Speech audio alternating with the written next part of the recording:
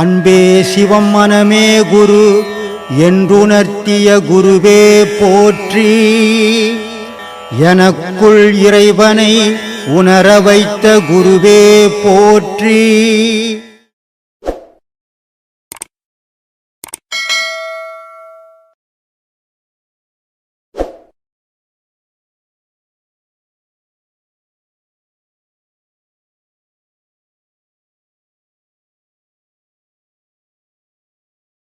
சிவலிங்கத்து மேலே பாம்பு இருக்கிறது காரணம் சாமி. எங்கே இருக்குது சிவலிங்கத்து மேலே பாம்பு? கோயிலில் இருக்குதா? ஐயரை போய் கேளு, சொல்லுவான். நான் வைக்கிறது இல்லை பாம்பெல்லாம். ஏன்னா நான் எனக்குள்ளே இருக்கிற பாம்பே நான் ஒன்றும் பிடிக்கல. எனக்குள்ளே ஒரு பாம்பு இருக்குது. அந்த பாம்பை நான் பிடிச்சாதான் எனக்கு மோட்சம்லாம். அந்த பாம்பையே பிடிக்க முடியல. சிவலிங்கத்துக்கு மேலே இருக்கிற பாம்பை நான் எங்கே போய் பிடிக்கிறது? ஒவ்வொரு மனுஷனும் அவனுக்குள்ளே இருக்கிற பாம்பை பிடிக்கணும். அதான் குண்டலி பாம்புன்றது. அதை பிடிக்க தெரியாத ஊரில் இருக்கிற பாம்பெல்லாம் பேசி நிதினா வீணா போடுவேன். அதனால அதெல்லாம் தூக்கி போடு சாமி. ருத்ராட்சம் சிவபெருமான நெற்றுக்கண்ணில். ஆமாம், அவர் கட்டின்னு தெரிஞ்சார். நீ போய் பார்த்துட்டு வந்த இல்லை? எவன் பார்த்துவேன்? இவன் வேலை இல்லாத கட்டின்னு வேஷம் கட்டின்னு தெரியுறான். உத்ராட்சம் கட்டின்னு ஊர் பட்டதை ஒவ்வொருத்தன் கழுத்துலையும் பார்த்தீங்கன்னா ஒரு 10,000 ரூபாய் உத்ராட்சம் இருக்கும் பொழுது. விற்றா கூட வட்டி கூட்ட விட்டுட்டு வரும் பொழுது. அதனால் உத்ராட்சம் போகிறதால கடவுள் வரமாட்டார். உள்ளத்தை சீர் பண்ணுங்க, கடவுள் வருவார். உத்ராட்சத்தால் கடவுள் வரமாட்டார். தெய்வ குத்தம் என்ன? தெய்வ குத்தமா? நீ இப்போ திருப்பதிக்கு வரேன்னு பெறாத்திக்கின்னு துட்டு இல்லை போகல, அடுத்த மாதம் போகலான்னு போய்கினே இருந்தீங்கன்னா கல் காலில் போய் அடிச்சிடும், நகைலாம் பேத்துக்கும். உடனே நீ என்ன சொல்ல? தெய்வ குத்தமாக திருப்பதிக்கு வரேன்னு சொன்னேன், பெறாத்திக்கு நான் போகல, அதனால் நகம் பேத்து வச்சு பெருமாள் வந்து பேத்தாருன்னுவேன். இதுதான் தெய்வ குத்தம். ஆத்ம ஞானம்னா என்ன சாமி? ஆத்ம ஞானம்ன்றது நீ அடையும் போது தெரிஞ்சுப்ப. அதுக்கு தான் இங்கே உபதேசம் கொடுக்குறோம். ஆகா புலைய நடி அஞ்ஞானம் தான் பேசி சாகா தலையறியேன் தன்னறிவு தான் அறியேன் வேகா காலறியேன் விதி மோசமானே நடி நோகாமல் நொந்தல்லோ என் கண்ணம்மா நொடியில் மெழுகானேன். இதான் இவ்வளோ நேரம் கேட்டுனுந்திய அஞ்ஞானம் பேசினுக்கிறேன்ட்டு. சிவன் லிங்கத்து மேலே பாம்புக்குது, தெய்வ குத்தம் என்னன்னு, இதெல்லாம் அஞ்ஞானம். இதெல்லாம் பேசுகிறவங்களுக்கு ஞானம் வராதுன்றார் அவர். அதனால் வேகா கால், போகா புனல், சாகா கால், போகா புனல், வேகா தலை, இது 3 பிடிக்கணுண்டா. இதுதான் அகாரம் உகாரம் மகாரம். இந்த 3 பிடிச்சாதாண்டா உனக்கு மோட்சம். அதை விட்டுப்பட்டு நீ பொய்யான விஷயத்தெல்லாம் பேசின்னு தெரியாதுன்னாரு. பாம்பு ஏன் வந்தது, தெய்வ குத்தம் ஏன் வந்ததுன்னு தெரியாது, தெரிஞ்சின்னா ஞானம் வராது அப்படின்னாரு. என்னை எனக்கறிய இருவினையும் ஈடறித்து தன்னை அறியுமிடம் தான் அறிந்து கொண்டே நடி தன்னை அறியுமிடம் தான் இருந்து கொண்ட பின் என்னை அறியாமல் என் கண்ணம்மா இருந்தேனே ஒரு வழியா. ஆமாம், நீ எப்போ உன்னறியறியோ வேலைக்கு போக மாட்டேன். எப்போ உன்னறியறியோ உங்கள் சொந்த பந்தம் தெரியாது.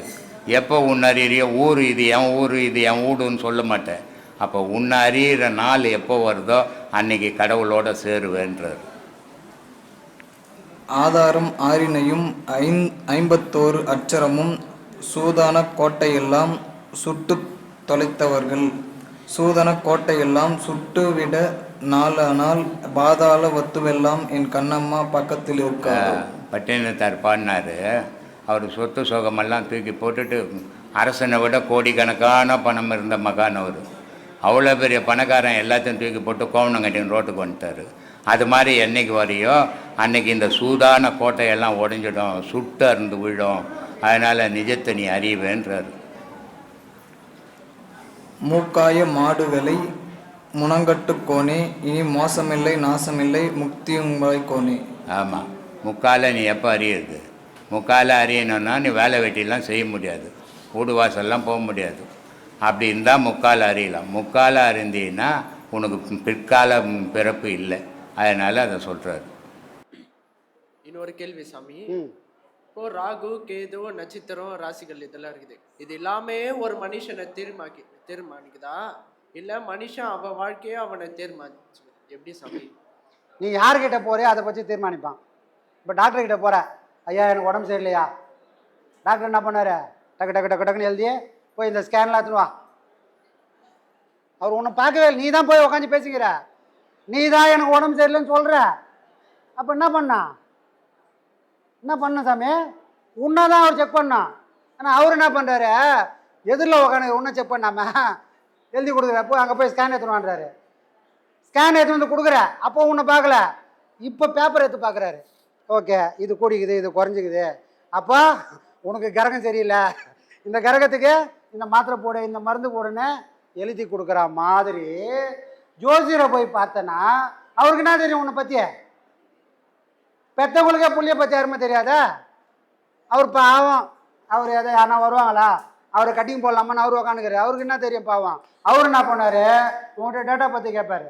டேட்டா பற்றி கேட்டு அவர் ஒரு இதில் போட்டு கணக்கு போட்டு வச்சுன்னு அந்த பேப்பரை பார்ப்பா, அப்போ ஒன்றும் பார்க்க மாட்டார். டாக்டர் என்ன பண்ணுறாரோ அதே மாதிரி இவரும் பேப்பரை பார்ப்பாரு, அங்கே கட்டத்தை பார்ப்பாரு. ஓ, இந்த கட்டத்துக்கு சரியில்லை, நீ இந்த கோயிலுக்கு போ. புரியுதா?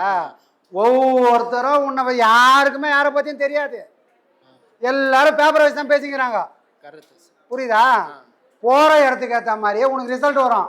நீ ஜோசியக்காரனுக்கு போனால் ஒரு மாதிரியா சொல்லுவான், டாக்டரை போய் பார்த்தா ஒரு மாதிரியா சொல்லுவான். பேப்பரே எடுக்காத இடம் இந்த இடம் தான்.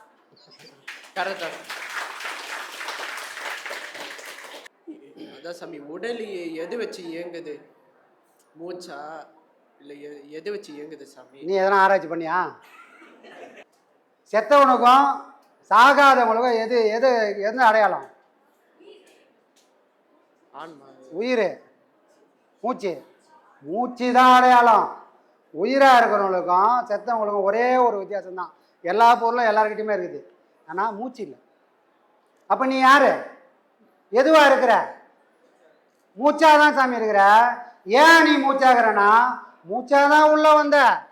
அம்மா என்ன பண்ணிட்டாங்க, கருவில் அழகாக ஒரு மண்பாண்டத்தை செஞ்சு வச்சுட்டாங்க. மண்பாண்டம், அதுக்கு பேர் என்னது? பெரியவங்க என்ன சொன்னாங்க, சித்தர்லாம், டேய் அது பிண்டம்டா. பிண்டம்னு ஏன் சொன்னாங்க? உயிர் இல்லை, உயிர்னு எதை சொன்னாங்க? அது சுவாசம் பண்ணலை. அப்போ அது எப்படி வளர்ந்தது? அம்மாவோட சுவாசத்தில் வளர்ந்தது. சுயமா அந்த பிண்டம் சுவாசிக்கலை, சுயமா சிந்திச்சா அதுக்கு பேர் பிண்டம் இல்லை. எது வரைக்கும்? அம்மாவோட கருவறையில் இருக்கிற அந்த நொடி வரைக்கும். அம்மாவோட கருவறையிலேருந்து வெளியே வந்தோடனே டாக்டர் என்ன பண்ணுறாரு, தொப்புள் கொடியை கட் பண்ணி ஒரு தட்டு தட்டின உடனே நம்ம அப்படி வந்த உடனே போன பாரு, எப்படி உள்ளே போன? மூச்சா உள்ளே போன. அப்போ நீ யாரு? நீ எதுவாக இருக்கிற? மூச்சு தான் நீயா இருக்கிற, நீ தான் மூச்சா இருக்குது. அதை உயிருன்றாங்க, அதை ஆன்மான்றாங்க, அதை விதவிதமாக பேர் சொல்கிறாங்க. இறைவன் கூட சொல்லலாம். ஐயா சொல்வார், டேய் இறைவன் இல்லை இல்லைன்னு சொல்லாத, இறைவன் இல்லைன்னா நீ இல்லை. அப்போ இறைவன் எப்படி இருக்கிறான்? அவனும் கூட மூச்சாக தான் இருக்கிறான். இந்த மூச்சு இல்லைன்னா நம்ம இறைவனை பற்றி பேச முடியுமா? அப்போ யார் பேசுறது? அவனே மூச்சா இருந்துக்குன்னு அவனை பற்றி அவன் பேசிக்கிறான். இப்படிதான் ஐயா சொல்கிறாரு. அப்போ எல்லா பொருளுக்கும் அடிப்படையான தேவை இந்த மூச்சு காற்று மட்டும்தான். புரியுதா? அதனால மட்டும்தான் சித்தனாக இருந்தாலும் சரி, புத்தனாக இருந்தாலும் சரி, ஞானியாக இருந்தாலும் சரி, யாராக இருந்தாலும் சொல்லக்கூடிய ஒரே ஒரு பொருள், உன்னை நீ அறியணும்னா உன் மூச்சை பிடி முதல்ல. புரியுதா? இன்னொரு கேள்வி சாமி, கேளு. இப்போ ஒரு மனுஷன் பிறப்பு இறப்பு எடுக்கிறதுக்கான மூல காரணம் கர்மா தான். அவன் செஞ்ச பாவ புண்ணியம் ஏற்ற மாதிரி தான் சாமி பிறப்பு இறப்பு இருக்கும். இப்போ அந்த பாவம் புண்ணியமோ நம்பர் 1ல இருந்துச்சுனால பிரச்சனை, ஏன்னா நம்ம அனுபவிச்சு நம்ம சோர்ந்து போடுவோம், நிம்மதி இருக்காது. அதே மாதிரி பாவமோ இருந்தாலும் நம்ம ரொம்ப துன்பப்படுவோம். இப்போ பாவமோ புண்ணியமோ 0 அதான் பேலன்ஸ் ஆயிடுச்சுன்னா என்ன ஆகும் சார்? என்ன ஆகுமா? முதல்ல பேலன்ஸ் ஆகுமா? ஆகாது. ஆனால் பெரியவங்க ஒரு பழமொழி சொல்லிக்கிறாங்க, டேய் முருங்கை துண்ணா குன்றும் மாளணும். உட்காந்து இந்த வேலை அப்பா அம்மாலாம் சேர்த்து வச்சுருவாங்க. அப்பா அம்மாலாம் சேர்த்து வச்சுட்டு என்ன பண்ணுவாங்க, சொத்து இலக்க எக்கச்சக்கமாகுது, நான் எதுக்கு வேலை வெட்டிக்கு போனான்? உக்காஞ்சி சாப்பிடுவான். எதுவுமே இல்லாதவன் வேலை வெட்டின்னு ஓடுறான், அவன் காசு ஓணும் தேவைக்குது, எனக்கு தான் எல்லாமே இருக்குது, உக்காஞ்சி சாப்பிட்றான்.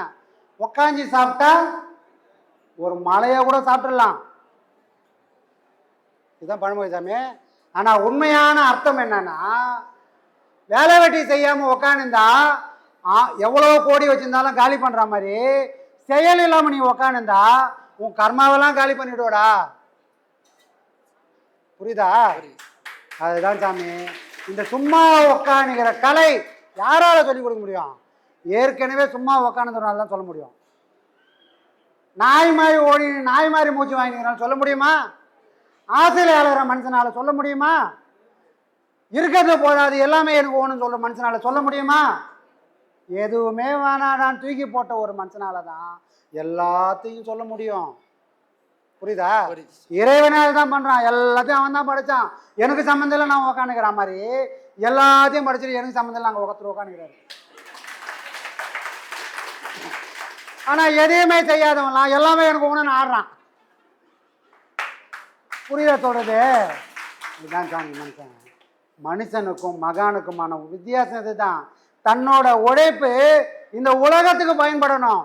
இன்னும் 1000 வருஷம் ஆனாலும் அது நிலைச்சு நிற்கணும்னு போற வழி மகான் வழி.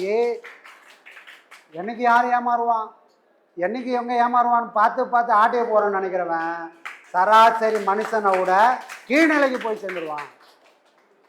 சரிங்களா? கடைசியா ஒரு ஒன்று சொல்ல போகிறேன். என் அனுபவத்துல சொல்றேன். உண்மையிலே நித்யானந்தர் குருவை நம்புங்க. இறைவனை நம்புங்க. இறைவனை நம்பினா எல்லாம் உங்களுக்கு கிடைக்கும். உண்மையிலே என் அனுபவத்துல சொல்றேன்.